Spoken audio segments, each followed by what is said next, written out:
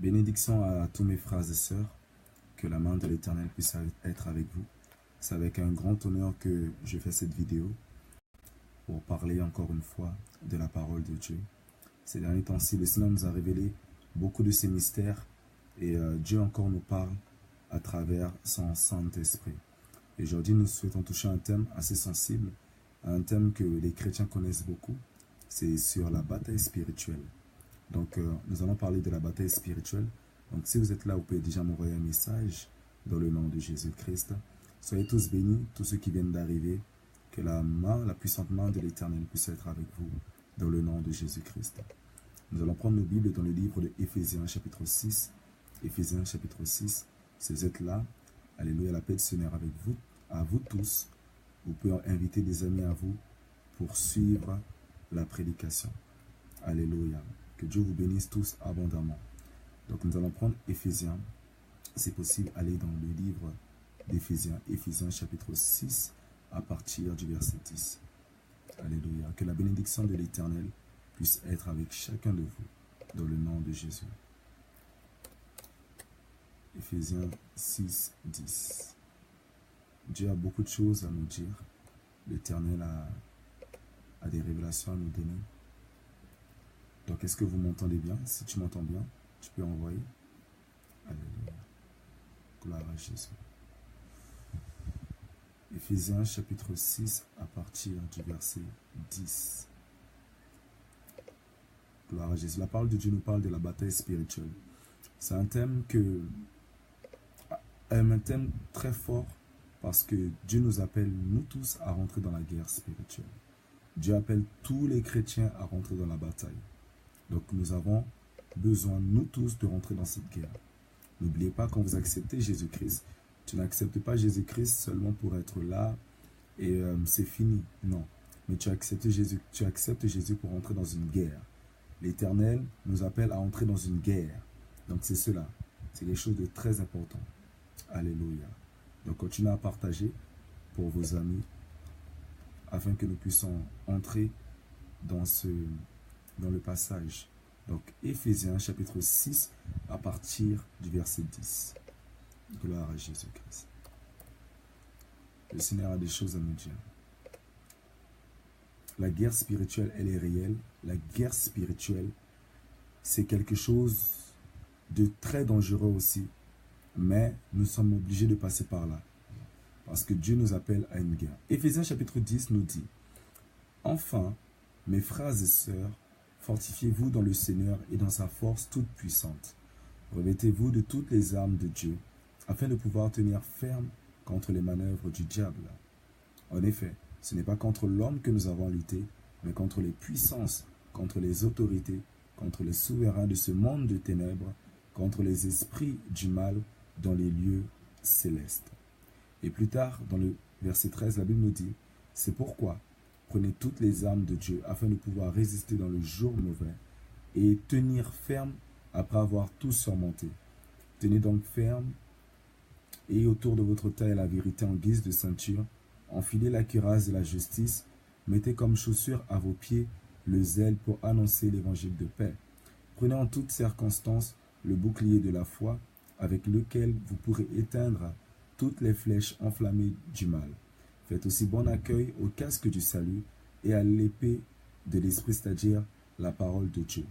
Au verset 18, la Bible nous dit: faites en tout temps par l'esprit toutes sortes de prières et de supplications. Amen. Jusque-là. Dieu est merveilleux, Église. Le Seigneur, dans sa force toute puissante, nous a révélé par son Saint-Esprit la bataille spirituelle. Vous savez, il y a beaucoup de personnes en fait qui identifient la bataille spirituelle par rapport à tout ce qui est les manifestations, tout ce qui est les gens qui tombent, les gens qui vomissent, d'autres qui crient. Donc tout cela, c'est une bataille spirituelle. Mais quand je me suis assis et quand j'ai médité à la parole, j'ai remarqué, mes frères et sœurs, que cette bataille spirituelle est une des batailles spirituelles, on va dire, de catégorie bas. C'est-à-dire tout ce qui est chasser les démons, ces choses-là, c'est encore de catégorie bas. La Bible nous dit, certes, que nous devons lutter contre les esprits méchants, contre les puissances, contre les autorités et les souverains de ce monde de ténèbres, contre les esprits du mal dans les lieux célestes. Mes frères et sœurs, ces esprits que la Bible est en train de citer, on les appelle aussi des esprits trompeurs ou des esprits qui amènent la séduction. Ces esprits, frères et sœurs, ont la capacité de séduire quelqu'un à distance, ont la capacité de mettre des émotions et des sentiments, des désirs dans la vie d'un individu. Et c'est sur cela que je souhaite venir vous parler. Je souhaite venir expliquer à l'Église et dire à l'Église que une des batailles spirituelles la plus élevée, c'est la bataille spirituelle de l'âme. Elle est très élevée, cette bataille spirituelle. Beaucoup de personnes négligent cela. Beaucoup de frères et sœurs disent que non, ça ne sert à rien. C'est seulement briser les démons, briser les liens familiales, briser les liens du monde pandémonium. Oui, il y a briser ces liens-là. Mes frères et sœurs, il y a ce qu'on appelle les liens de l'âme aussi. La bataille spirituelle de l'âme est une des batailles spirituelles la plus élevée.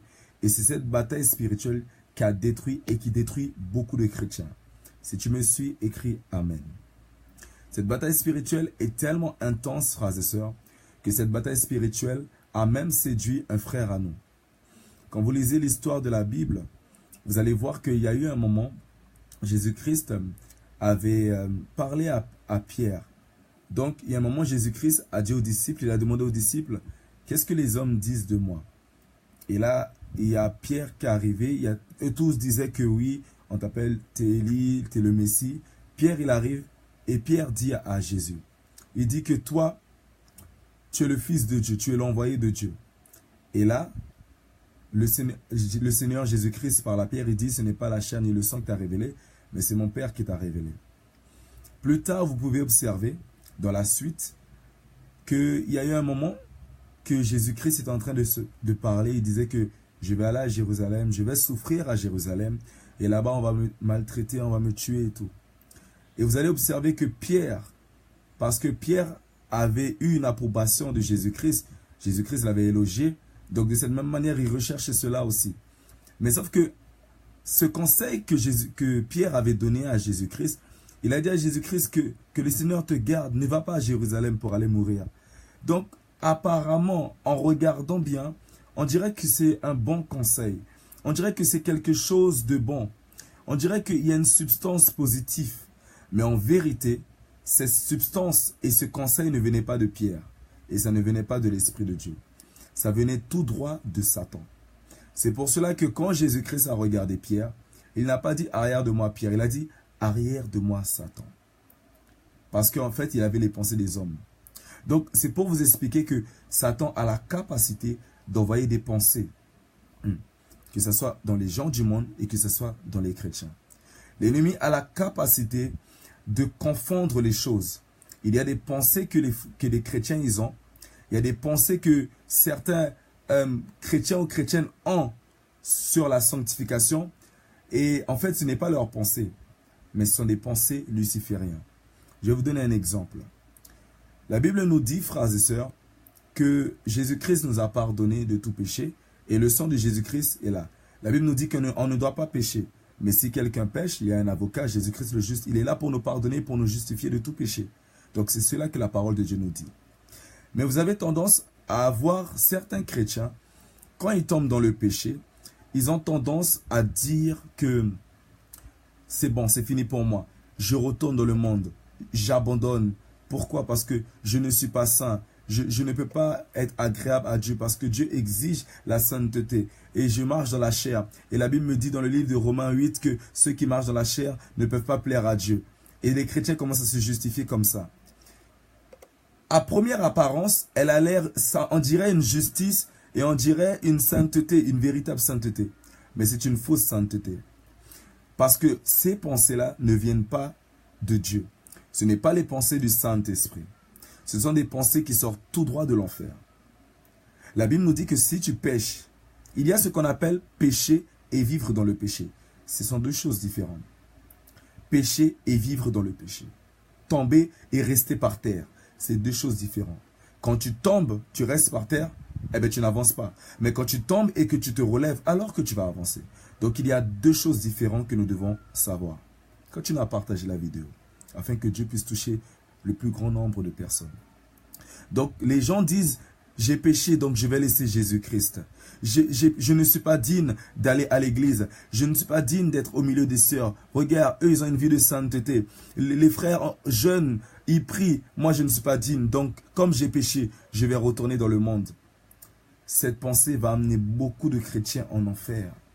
Beaucoup de chrétiens vont aller en enfer à cause de cela. Ça ne vient pas de Dieu. La Bible nous dit que les lâches n'hériteront pas le royaume des cieux. Les lâches, c'est qui les lâches? Les lâches, ce sont des personnes qui abandonnent. Ou les peureux, les lâches ou les peureux. La Bible nous dit que Dieu ne nous a pas donné un esprit de timidité ou de peur. Mais Dieu nous a donné un esprit de sagesse, de force, de courage. Jamais le Saint-Esprit va te dire d'arrêter d'aller à Jésus-Christ parce que tu n'es pas assez saint. Jamais. Cette pensée n'est pas la pensée du Saint-Esprit. Mais cette pensée est une pensée d'un autre esprit, l'esprit de la timidité, l'esprit de la peur. Et celui qui amène la peur, c'est Satan. C'est seulement Lucifer. Et beaucoup de chrétiens laissent Jésus, beaucoup de jeunes laissent Jésus-Christ, laissent Christ à cause de cette pensée. Parce que tu as commencé à aller à l'église, tu as commencé à te fortifier, mais il y a eu un moment que tu as senti que tu étais faible. Et à cause de cela, tu as entendu que dans la Bible, c'est écrit que oui, il faut être saint, saint, saint, saint. Mais ce n'est pas comme ça. Dieu, en fait, il ne te demande pas d'être saint par tes propres forces. Tu ne pourras pas. Mais Dieu veut que tu sois saint par rapport à l'amour qui sera déversé sur toi à travers sa parole. Le fardeau de Jésus est doux et léger. Oui. Si vous sentez que vous allez à l'église et que c'est fort, oh c'est difficile, je n'arrive pas, il faut que j'utilise ma force, ça veut dire que tu n'es pas dans le bon fardeau. Ce n'est pas le fardeau de Jésus. Parce que Jésus-Christ, il n'est pas là pour opprimer les gens. Jésus-Christ n'est pas là pour terroriser les gens. Ce n'est pas un terroriste, Jésus-Christ. Jésus-Christ est là pour amener sa parole dans l'amour. Alléluia. Si tu me comprends, écris, je te comprends. Alléluia. Donc comme ça, on commence à développer. Donc tout cela, ça fait partie de la bataille spirituelle. Donc Église, peuple de Dieu, continue à partager la vidéo. Le message que nous devons adresser à l'humanité, c'est que la bataille spirituelle n'est pas seulement chasser les démons qui tombent par terre, vomir. Ce n'est pas directement ça la bataille spirituelle. Mais une des batailles spirituelles les plus élevées, c'est la bataille spirituelle de l'âme. Libérer les captifs, ce n'est pas seulement aller chasser les démons. Mais libérer les captifs, c'est de libérer toute personne que tu as gardée prisonnier ou prisonnière dans ton cœur. Quand tu ne pardonnes pas à quelqu'un, ou quand tu n'arrives pas à libérer le pardon, ou quand tu n'arrives pas à dire « je t'aime », quand tu n'arrives pas à dire ces mots qui sont très faciles, ça veut dire que tu es toujours prisonnier, tu es toujours prisonnière. Quand tu n'arrives pas à pardonner à ton papa, à ta maman, à ton ex, à ton mari ou à ta femme, c'est parce que tu es captif. Et non seulement tu es captif, et tu rends cette personne captive parce que tu ne libères pas le pardon. Ça, c'est une des batailles que les gens ne comprennent pas. C'est une des batailles spirituelles que les chrétiens négligent. Et il ne faut pas négliger cette bataille spirituelle. C'est quelque chose de très puissant. C'est quelque chose de très élevé. Parce que nous avons tendance à briser seulement les liens, mais nous oublions les liens du non-pardon qui est dans notre cœur. Et nous devons plus traiter ces liens, Église. La parole de Dieu, elle vient, la parole de Dieu avec le Saint-Esprit vient et nettoyer ton intérieur. Le Saint-Esprit vient nettoyer et vient te libérer de tous ces liens. C'est pour ça que nous avons besoin de nous traiter intérieurement. C'est pour ça que nous devons laisser la parole de Dieu entrer en nous. Nous devons écouter la parole et nous devons lire la parole, l'Église. Cela est puissant et cela doit s'établir dans le cœur de tous les chrétiens. Tous les chrétiens et chrétiennes doivent rentrer dans cette guerre spirituelle. Sinon, on va tous mourir. Sinon, le diable va toujours nous piétiner. Parce qu'il y a des démons qui sont chassés. Il y a des démons qui sont chassés, par exemple. Mais des fois, vous entendez le démon dire « je reviendrai ». Pourquoi ce démon dit qu'il reviendrait? Parce que ce démon en question sait qu'il y a quelque chose dans la vie de cette sœur ou de ce frère qui lui appartient. Parce qu'il y a des démons, ils vont sortir seulement quand vous allez libérer le pardon. Il y a des liens dans ta famille. Ce n'est pas je brise les liens dans ma famille, je brise les liens de la division, je brise les liens de la division entre moi et mon frère, entre moi et ma soeur. Il n'y a aucun lien qui sera brisé. Des fois, ce n'est pas une question de brisement, c'est une question de prendre tes responsabilités, va vers ton frère et dis-lui, mon frère, je te demande pardon. Pardonne-moi.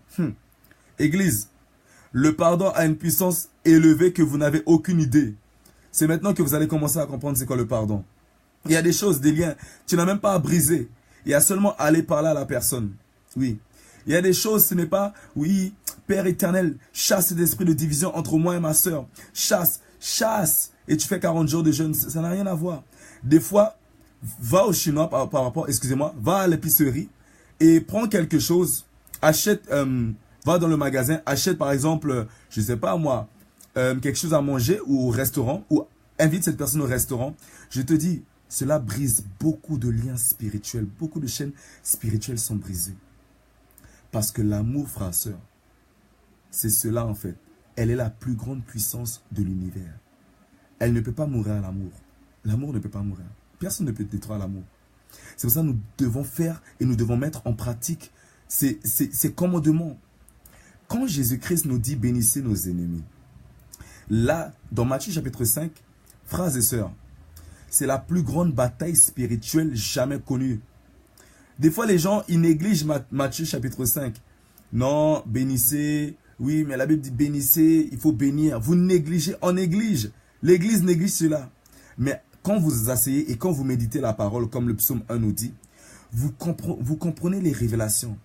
En fait, Matthieu chapitre 5, les béatitudes, c'est une bataille spirituelle très élevée. Oui, mais c'est surtout de l'âme. C'est-à-dire que quand quelqu'un te maudit ou que quelqu'un libère une parole de malédiction sur toi, et quand tu as la capacité de bénir cette personne, tu es en train de détruire cette parole de malédiction. Tu es en train de chasser le démon qui est derrière la parole de malédiction.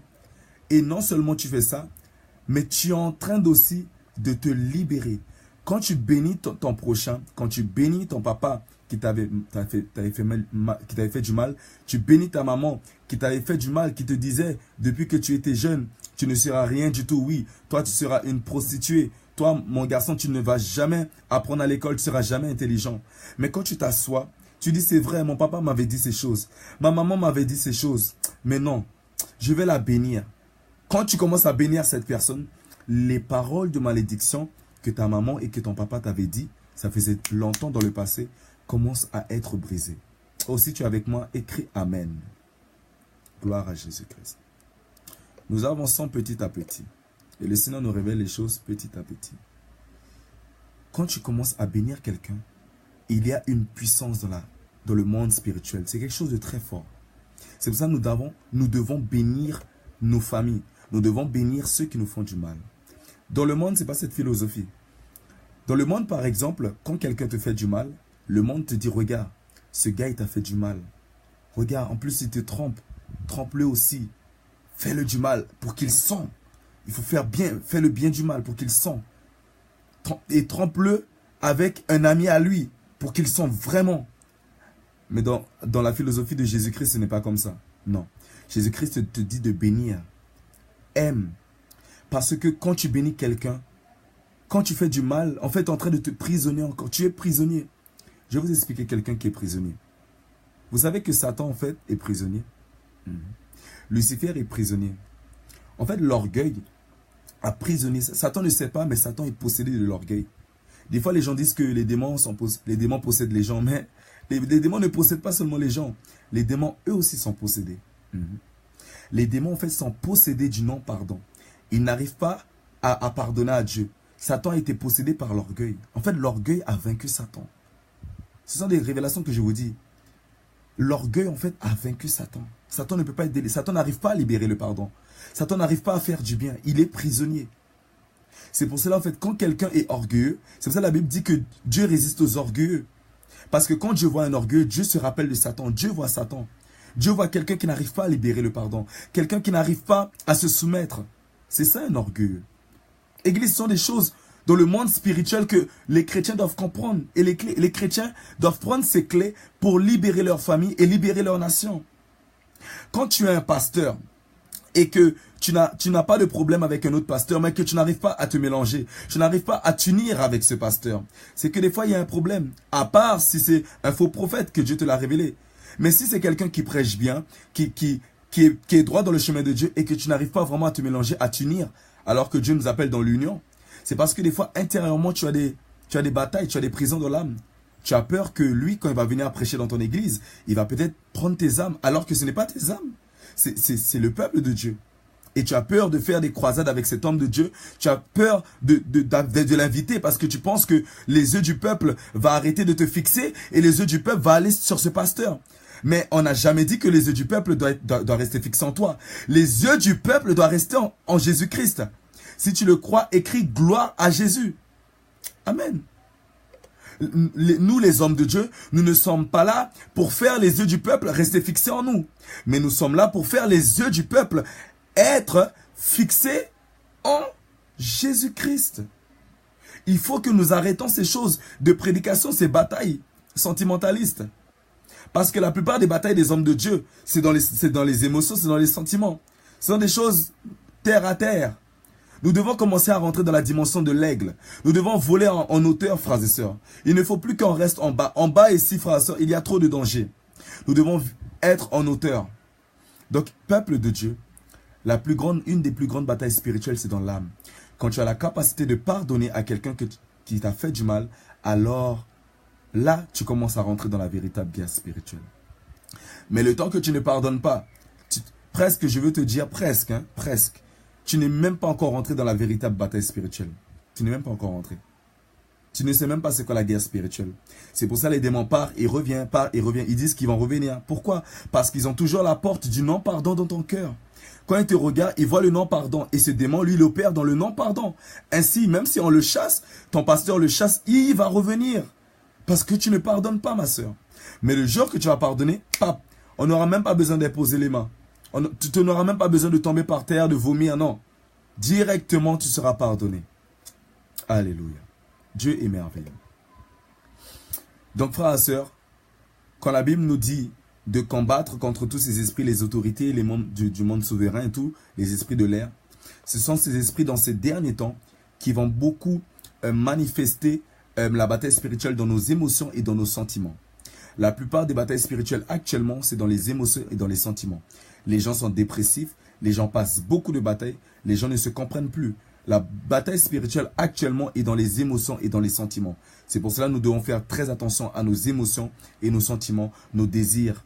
Oui, nous devons garder cela à travers la parole de Dieu, à travers le jeûne et la prière. Une des manières de protéger tes émotions et tes sentiments, c'est de protéger tes 5 sens. Oui, tes 5 sens. Par exemple, tout ce qui est l'ouïe, l'odorat, le goût, le toucher, la vision, la vue. Donc les 5 sens. Quand tu protèges tes 5 sens, tu permets et tu fais en sorte que ton âme ne soit pas souillée. Je vais vous donner un exemple. Par exemple, quand il y a des commérages quelque part, quand il y a 2 garçons ou 2 filles qui sont en train de faire des commérages ou des canconages sur quelqu'un, des fois, si tu sens que ça va souiller ton âme, fuis, ne reste pas là. Mais si des fois tu es trop curieux ou curieuse et tu veux aller écouter un peu, et quand tu vas aller écouter, tu vas entendre que c'est de toi qu'ils sont en train de parler. Et là, ça va te faire mal, donc ton âme est atteinte, tu es offensé. C'est ça qu'on appelle la blessure de l'âme, on va dire l'offense. Là, tu es offensé, et là, tu ne veux pas pardonner. Mais si tu n'étais pas allé écouter, si tu n'avais pas utilisé le portail de l'ouïe, le portail de l'âme, si tu n'étais pas allé écouter, tu n'allais pas être blessé. Donc c'est comme ça se passe. Donc il faut faire en sorte de protéger nos 5 sens pour que notre âme ne soit pas blessée. Il faut garder notre âme afin que quand nos 5 sens seront protégés, ainsi nos sens spirituels seront activés aussi. Et là, Dieu va commencer à nous parler. Nous protégeons nos 5 sens afin que Dieu puisse nous parler. Donc Église, la bataille spirituelle aussi, c'est dans nos 5 sens. Si tu protèges tes 5 sens, ainsi, Dieu va garder ton âme. Nous devons garder notre âme dans toutes les circonstances, dans ce que nous regardons, ce que nous touchons, dans tout cela, nous devons garder nos 5 sens. Amen. Donc Église, que Dieu vous bénisse abondamment. Donc c'est ce petit message que le Seigneur avait mis dans mon cœur. Je crois que ça a édifié quelqu'un. Et parce que ça ne vient pas de moi, mais ça vient de l'Esprit de Dieu. Donc nous continuerons à faire des vidéos comme ça. Tout ce que Dieu met dans notre cœur, frères et sœurs. Donc nous ne venons pas là pour nous montrer, mais nous venons là pour montrer la parole de Dieu et montrer que Jésus-Christ est Seigneur et Sauveur. C'est ça le but de tout homme de Dieu, n'oubliez pas. Donc que Dieu vous bénisse abondamment. Continuez à prier pour nous, à Jeunesse pour Jésus-Christ et à tous les frères et sœurs qui sont avec nous dans le nom de Jésus-Christ. Parce que nous avons besoin de votre prière. Et continuez à prier Dieu pour qu'il nous révèle ces mystères, afin que nous puissions révéler ces mystères et communiquer ces mystères à son peuple. Donc que Dieu vous bénisse abondamment. Si vous souhaitez envoyer des messages sur la page Jeunesse pour Jésus-Christ, il n'y a pas de souci. Nous serons en train de vous répondre directement dans le nom de Jésus-Christ. Que Dieu vous bénisse abondamment, peuple de Dieu. Et passez un excellent mercredi, passez une bonne soirée. Au nom de Jésus. Amen.